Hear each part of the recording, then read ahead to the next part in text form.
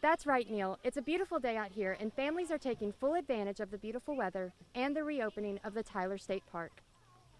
This truck stop has been heavily investigated by officials. With it being located right off of I-20, it is known as the corridor for human trafficking. After a night of rioting across the country, citizens of Tyler gathered in the downtown square to offer prayer and peace. Neil, these are the trails that officials spent hours searching in order to locate autistic teenager Kevin Wycliffe. Thankfully, he was found overnight, safe, by a volunteer. Gas prices are the lowest they've been since 2009. And even though we're saving money, it's at the price of our oil companies. It is currently 38 degrees outside right now, so it's a little warmer than it was yesterday, but it's not near cold enough for this snow to stick. You know, last year if you'd asked me if I was going to be homeschooling, the answer was no, and I'm homeschooling. This school year looks a little different for Cora, Tate, and Caden. Instead of returning to White Oak ISD, Mom will be their teacher. Kristen Spencer says a lot of thought went into this decision, but ultimately it came down to... And we wanted continuity for this year. We wanted to start something and be able to continue it and not be affected by COVID. As a former English teacher, she had an idea for the curriculum her kids needed to learn. Getting to choose subjects she knows her kids will enjoy and benefit from is a plus. So we ended up picking and choosing from different curriculums for the different subjects, picking things that aligned with the TEKS for the year, and then also for just what's exciting for us to be able to teach our kids, since we have what we're looking at is like a gift year. The Texas Homeschool Coalition says that parents must withdraw their students from public school, become a member of their coalition, and choose a curriculum. It's almost like an a la carte. I like what this group is offering. I like those private school courses. I like these online courses. Getting to include classes like Bible. And then being able to grow their faith and their character in a different way than what they were doing at school. She is partnering with other homeschool families in the area so their kids can engage in extracurricular activities like music and basketball. They will be doing some things like that to get that extra socialization.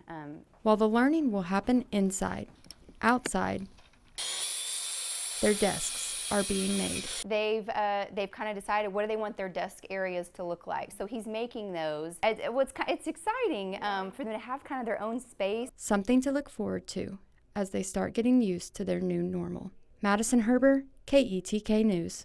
The road to recovery is a long one for 4-year-old Mason Matchett, but not one he's doing alone. The support we receive from everybody and the messages and comments every single day are just extraordinary. Could please have a bite of it? The toddler, still fighting for his life more than a year after his accident. December 26, 2019, the day that changed their lives forever. He couldn't breathe. He was kind of crushed underneath it.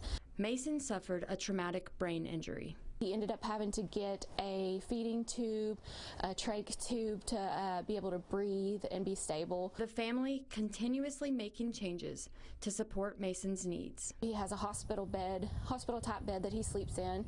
He has to have supervision 24/7. He has pulse ox machine, a ventilator, feeding machine.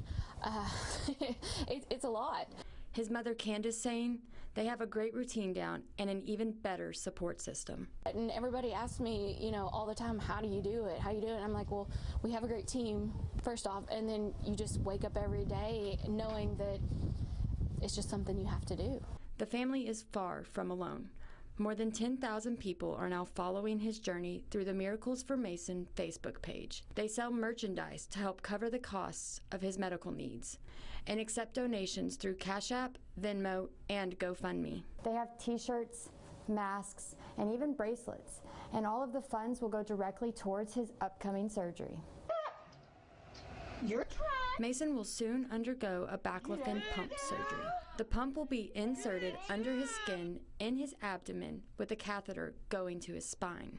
This sends the medicine directly to the spots that need it the most. We're hoping that this kind of targets those muscles and helps him to relax, which is causing him a lot of pain right now, and it's causing his hips to be dislocated. You pop it. Can you get it? Can you get it?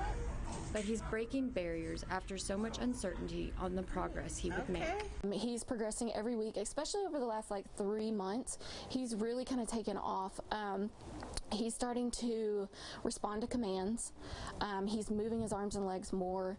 You can ask him questions, and he tries to answer the best he can. Her message to other parents in similar situations: Keep pushing forward. Your kids depend on you. As they continue to hope for more milestones in 2021 and pray for even more miracles for Mason.